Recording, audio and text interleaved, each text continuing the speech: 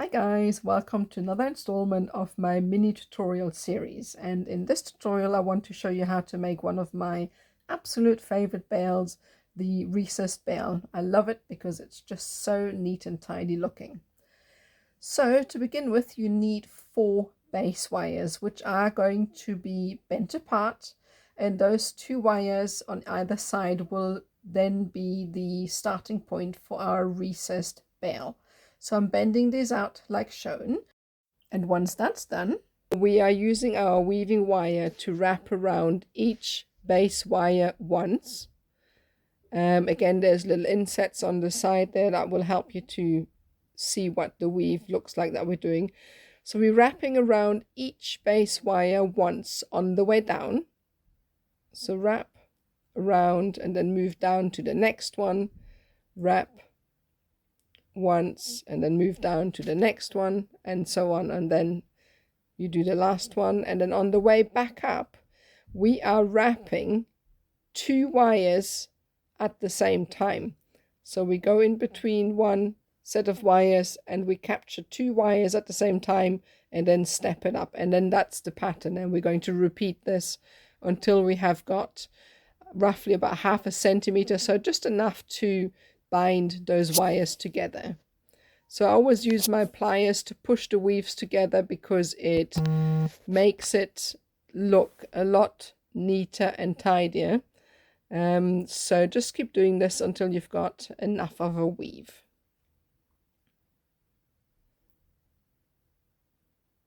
You see here, I always use my pliers every 3rd or 4th wrap, and not everybody does this. I just prefer to do it in any of my work because I just find it helps me a lot with keeping everything neat and tidy, because quite often the weaves don't sit properly, and if you push them together it just makes it look better.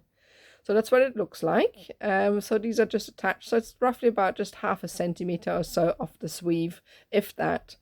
As I said, basically it's only just used to bind the wires together. So next we need to create the shape for the bale. So we're going to set aside the 2 outmost wires on either side, and we are going to bend and create like a navette shape almost, and this is going to house the weave for the actual bale. So we're shaping this in pretty much like we shaped the pendant shape earlier, and once the 2 ends, the 2 wires, or the 4 wires rather, meet back up and make sure that they are symmetrical, we are then going to once again bend them in such a manner that they meet up parallel like this, and this is what it looks like. So next, bring in your weaving wire. So if you need to cut more at any point, you can do so. It's just pretty easy to actually add in. I always end up reusing the same wires. That's why we're starting with such a big length to begin with. I just find there's less opportunity for snagging. So what we're going to do here is wrap around once around both wires on the top. We come in between wire 1 and 2, wrap around wire 1 once, before coming in between wire 2 and 3, wrap around wire 2 once, and then we're going across the gap and we go once around both wire 3 and 4 before wrapping around wire 4 once. Then we are coming from underneath and we are wrapping from underneath around wire 3. The reason why we are doing this is quite important in this process to do exactly as shown, because it will ensure that the weave is coming from underneath the 2 wraps on either side, if that makes sense. If you have a look at the inset, you see what I'm talking about. So the manner the weave is created is done in such a way that the crossing wire is hidden underneath it. Quite often when you have bales like that, there's a figure of 8 weave, which you will also do later in the design. But I just wanted to have the 2 wires on either side more prominent, and that's why we're doing this weave in this manner.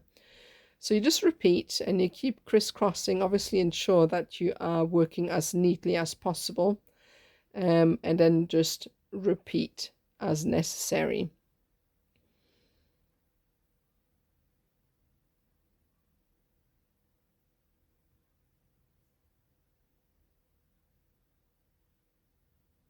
So just use your pliers to push your weaves together. As I said, I do this quite frequently to make sure that the weave looks neat and tidy. And just do this until you are satisfied that the weave looks straight. So just going to continue until we get to the halfway mark, and then I will show you, because once you get to the halfway section, it usually gets a little bit trickier to do the weave, simply because it slips and slides, because obviously the wires are now moving in the other direction, the base wires, and the weaves tend to have a tendency to slip upwards. So we are just needing to make sure that they don't do that. So I'm going to show you how to create that. So just continue, and that's so far what it looks like. And we're just going to continue until we get to the halfway mark. So this is it. So also at the same time, if you happen to run out of wire at any point, I want to show you how to add in more. It's quite easy. So we're going to bend the wire that we have out of the way. I don't cut it off just yet. I'll leave it. And I bring in the new piece, and I preferably start with a fresh weave, except that the first wire should be empty, if that makes any sense. So we're going to start right from the beginning, so wrapping the weave around wire 1 before, just keep your finger over the wire to hold it in place for now, because obviously there's nothing to keep it in place. And then we are just repeating the exact same pattern that I have just shown you to continue with the weave, and from then on it is repetitive. Now you will notice that when you get to this point, the wires tend to slip upwards as you weave, and this is quite frequent. And what happens is, if you let them slip and you pull too tight, the whole weave becomes uneven. So what I do when I'm wrapping here, you watch me put my finger over the back of the weave, and I use my fingernail. If you have longer nails, it's even better. I try and keep them short because they just get in the way for me. So you just wrap and put your finger over the weave as you go across back to the other side, and this will prevent the wire from slipping. So just continue, and then later on we're going to trim off that last little bit, and that's what it looks like so far. We're going to continue until we get right to the top. So that's what it looks like. And so now what we need to do again is repeat the weave that we had at the beginning of the bale. So it's the one that we did just now, which is called a block weave. And we're going to realign the base wires coming out of the bale like so. And now we are just repeating what we did in the beginning. So it is once around each wire like so. This is quite an easy weave because it's a good practice piece if you haven't done this before as well. So block weaves is usually what I give my students to do. So that's what it looks like. So once around each wire, and I tend to manipulate my base wires to make sure they sit parallel to each other and are nice and straight. And then on the way back up, we are doing a wrap around 2 wires at a time. And then obviously repeat the pattern when you get to the top. Now this section at the end is a little bit longer. I think I've done about 2 or 3 centimeters. You'll see the little inset just now to see what we need to do. Use your pliers to push the weave together, and that's roughly what we've done. So this is not 2 or 3, it's roughly about 1 centimeter that I've done. It's just enough of a length to extend the bale. So this is quite a good little useful tip to have if you made your bale too short and you need to extend it a little bit like this. So you can add a bit of length this way. So we're going to bend the wale the whale. I don't know how I came up with that. The bail backwards around itself, and we're going to use the tails, the two central tails, to come in through the middle of the weave like that. And we're going to use those two tails on either side to anchor the bail in place. So we're going to wrap the two tails once around the weave. So just make sure when you're doing that you don't capture the remaining two bail wires. So make sure to bend them out of the way so you don't capture these, because we're going to use these for a different purpose at a later stage. So just wrap it around the weave twice, bring it up. I'm going to do the same on the other side.